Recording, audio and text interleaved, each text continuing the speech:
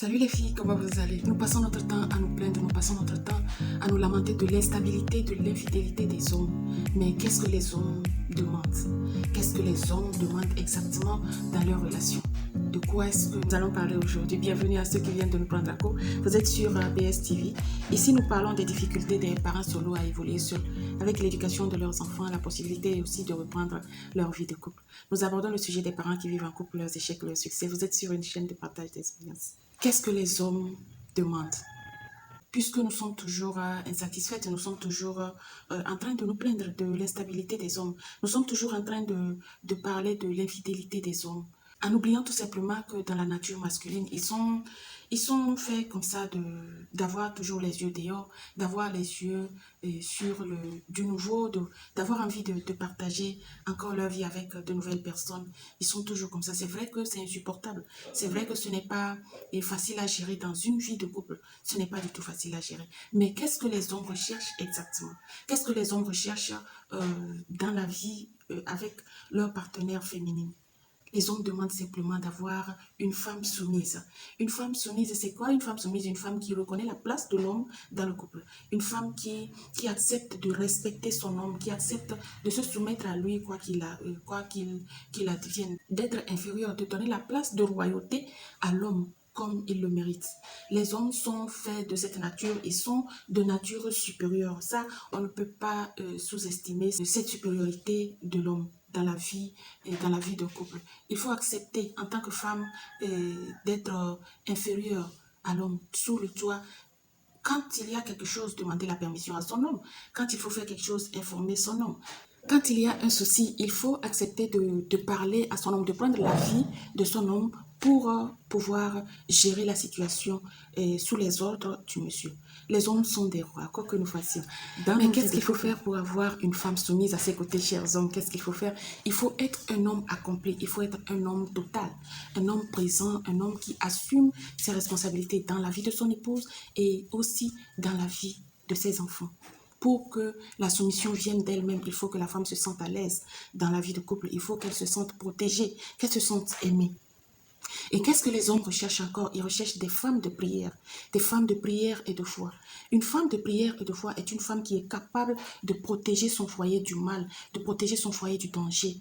Une femme qui invoque la présence de Dieu dans la vie de son couple est une femme qui est capable d'aider son mari spirituellement à être debout, à lutter contre les dangers qui frappent, qui viennent de dehors, les dangers qui circulent et même à protéger son homme des tentations de dehors. De voir d'autres relations, de patauger, d'être partout à la fois. Une femme de prière est une femme capable de protéger son homme, de protéger ses enfants. Qu'est-ce que les hommes recherchent encore? Ils recherchent des femmes entreprenantes. Une femme entreprenante dans la vie d'un homme est une femme qui est capable de soutenir son homme dans ses entreprises, de soutenir son homme dans ses activités, de soutenir son homme dans son emploi. Quand ça va, elle est présente. Quand ça ne va pas, elle est aussi présente à le soutenir, à le booster, à le booster à aller de l'avant, à prendre le taureau par les cornes, comme on le dit.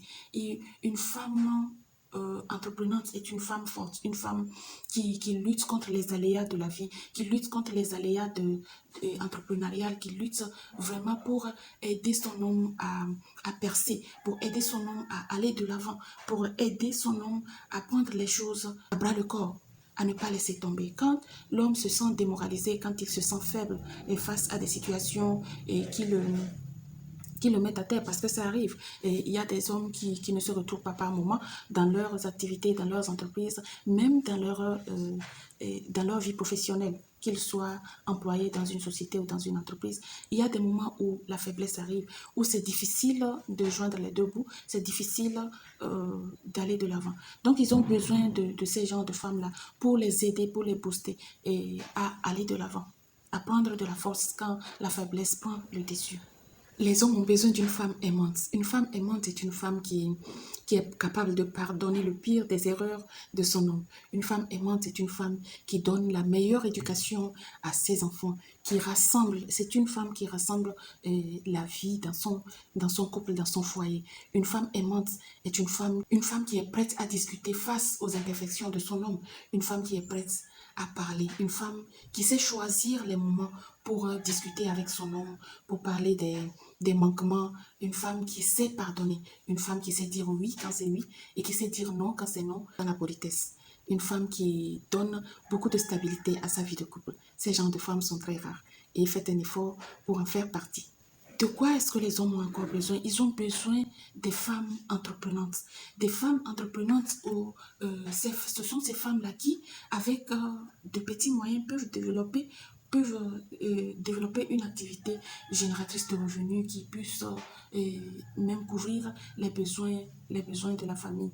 Ce sont des femmes qui luttent, ce sont aussi comme des femmes entrepreneurs, des femmes qui luttent à faire fleurir. Et quand on lui donne 1 franc, elle peut multiplier les 1 franc en 100 francs. Elle peut multiplier, quand on lui donne 10 000, elle peut multiplier les 10 000 en 100 000, elle peut multiplier.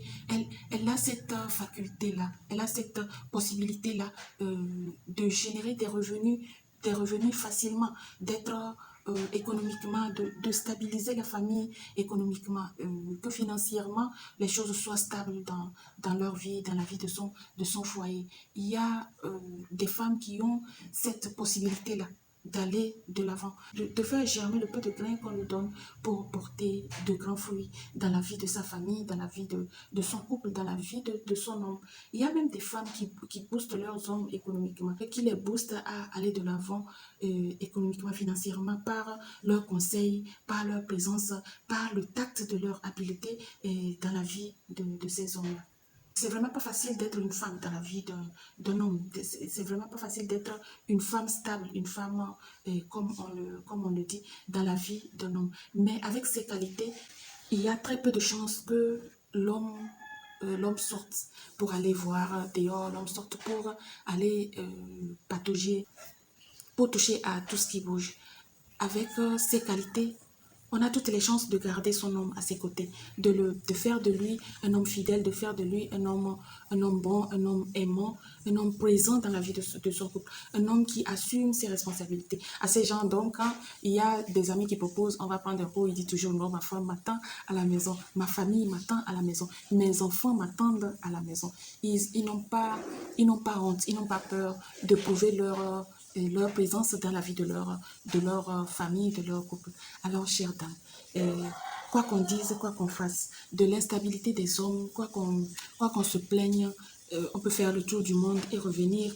On reviendra toujours au point de départ si nous ne faisons pas assez de sacrifices pour maintenir ces hommes-là qui sont nés frivoles, qui sont nés qui vivent comme des papillons, qui posent, qui vont se poser sur toutes les fleurs qu'ils trouvent ouvertes. À nous d'assumer aussi une part de nos responsabilités. C'est vrai qu'on a besoin de leur attention, de leur affection, mais à nous d'assumer notre part de responsabilité pour que ces hommes-là nous reviennent, pour qu'ils soient stables, pour qu'ils soient patients, pour qu'ils soient présents dans nos vies, pour qu'ils nous rendent heureuses, pour qu'on connaisse enfin cette joie de vivre dans la vie de couple. Et stop au divorce, stop aux enfants qui vivent avec des parents solo, avec toutes les difficultés possibles. Merci à vous qui nous avez suivis jusqu'ici. Vous êtes sur BS TV.